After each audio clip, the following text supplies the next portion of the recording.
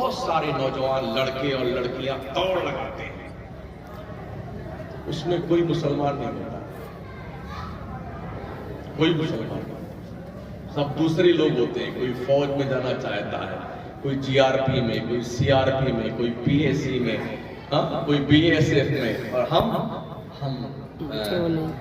अंगार बेचेंगे, कुछ नहीं मिलेगा तो ये बॉयलर मुर्गा ला के वही काट काट के बेचा करेंगे। मुसलमान खाने नंबर है ये। हाँ, बगैर गोश्त खाए जो है इसको चैन नहीं आता है।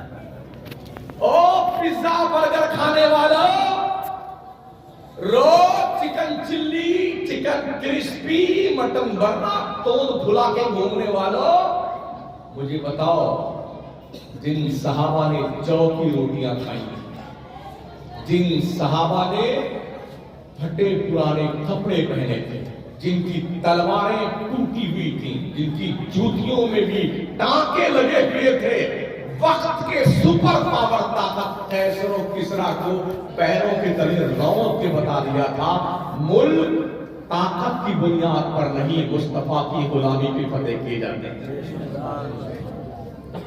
ये तारीख हमारी है। हजरत मौलाना रूम फरमाते हैं, एक चरवाहा था, एक दिन शेर का बच्चा उसे जंगल में मिल गया, छोटा सा, और उस बच्चे को ला करके उसने अपने बकरियों के रेवड़ में डाल दिया। उसको पता नहीं था कि मैं शेर हूं, तो जैसे बकरियों को मैं करके देखता ना, सुनता, तो वो भी शेर का बच्चा भी मैं करता है। बकरियां घास चरती, वो भी घास चरता। इस तरह से पल पल की जवान हो गया शेर का बच्चा। तब तक उसे पता नहीं था कि मैं शेर हूं। एक दिन नदी किनारे चरवाहा बकरियों का रेवड़ ले गया पानी पिलाने के लिए। लाइन से बकरियां मुंह डाल के पानी पी रही, उसी में ये शेर बबर भी पानी पी रहा है। अपोजिट साइड से जंगल से निकल के शेर बबर पानी पीने आया हुआ था। उसने जब आंख उठा के देखा, यार ये बकरियों के बीच में हमारी बिरादरी का एक कैंडिडेट कैसे तशरीफ रखता है, तो बड़े ताज्जुब में देखा, और वहीं से उसने अपनी लैंग्वेज में कुछ तो शेर ने पानी पीना छोड़ा, उधर देखा, अरे मेरी शक्ल तो उससे मिलती जुलती है, ये मेरी बिरादरी की तो ये कंपनी है ही नहीं, मैं बकरी नहीं, मैं शेर हूं। जब उसका ये एहसास बेदार हुआ कि मैं शेर हूं ना, तो एक बकरी को इधर पकड़ा, एक को इधर, ये देकर रवाना हो गया। हम भी शायद घास फूस खाने वालों के बीच में रह करके भूल गए हम बद्र के 313 मुजाहिदीन की औलाद। हम भूल गए करबला के उन मुजाहिदों की यादगार है जिन्होंने घर बार लुटा के दीन बचाया। कब आपको एहसास होगा कि आपका ज़मीर जागे और आप दीन मुस्तफा के फरोग के लिए उठ खड़े हो, तब आप जागे। सीखिए, मदरसे आपकी आखिरी पनाहगाह है, इन्हें संभाल कर रखिए, बचा कर रखिए। आज मस्जिदों के मनारों पे अजान हो रही है तो मदरसों की देन है, मेंबरों पे खुतबे हो रहे हैं तो मदरसों की देन है, निकाह पढ़ाए जा रहे हैं मदरसों की देन है, जनाजे पढ़ाए जा रहे हैं मदरसों की देन है, सुन्नियत बची हुई है मदरसों की देन है, इश्क मुस्तफा के चिराग में लौ तेज हो रही है, ये मदरसों की देन है। अगर ये बुझ गए ना, तुम्हें कोई बचा नहीं सकता बुझने से।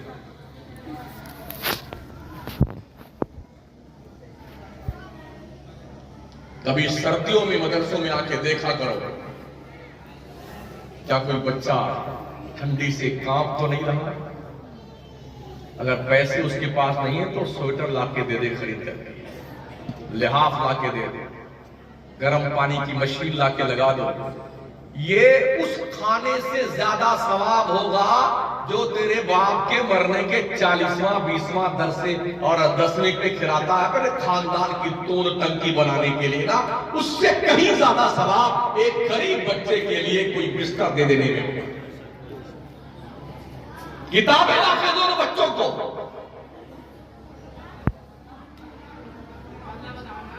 बच्चे भी कई क्वालिटी के होते हैं। स्कूल जाने वालों के लिए बड़ा अच्छा एहतमाम होता है।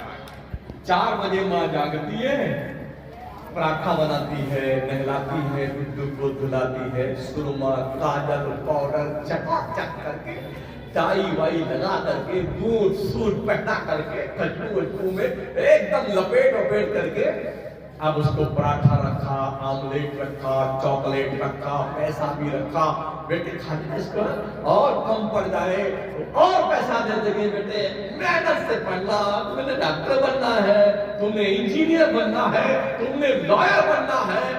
अब जब गुड्डू सज के तैयार होते हैं तो गुड्डू के पापा को उनकी मम्मी जगानी आती है, उठिए उठिए, स्कूल का टाइम हो गया। सबकी आंखें बंद उठा, मोटरसाइकिल उठाया, स्टार्ट किया, भरोसे स्कूल के गेट पे से ऑफ करके आ गया गुड्डू साहब, फिर लेने जाता।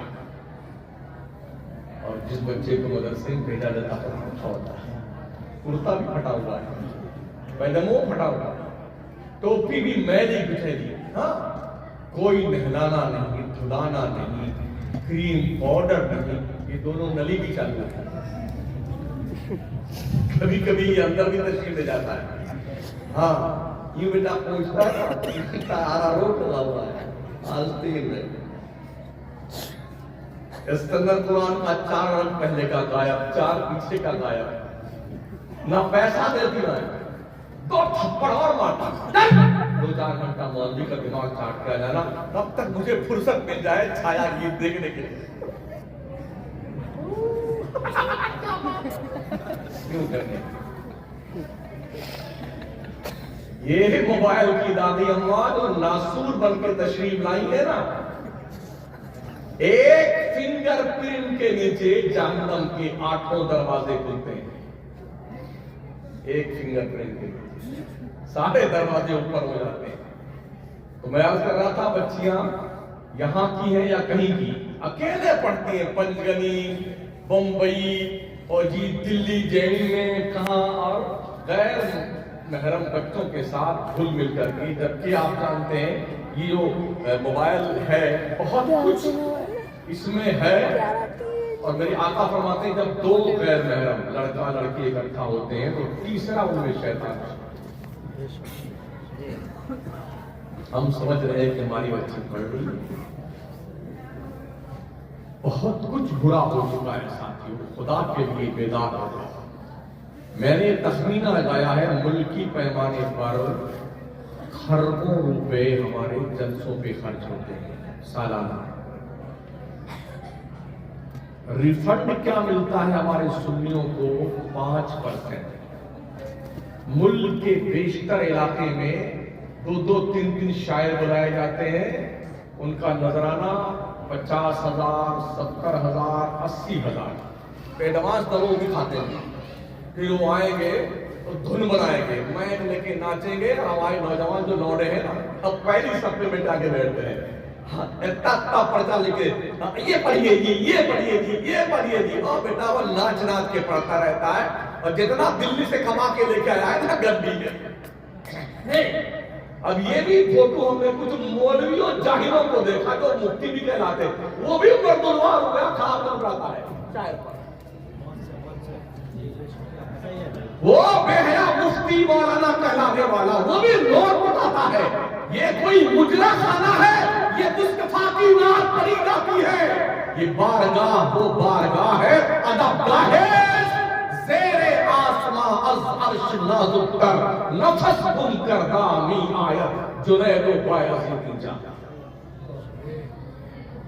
जहां पर बुलंद आवाज जोर से सांस लेना बेअदबी है, वहां नाचते हैं लोग स्टेज पर। और कुछ नई नौटंकी शुरू हुई है, उसी में एक आध जो है मक्खारी करके रोने लगता है ना, तो 3-4 उसको गले में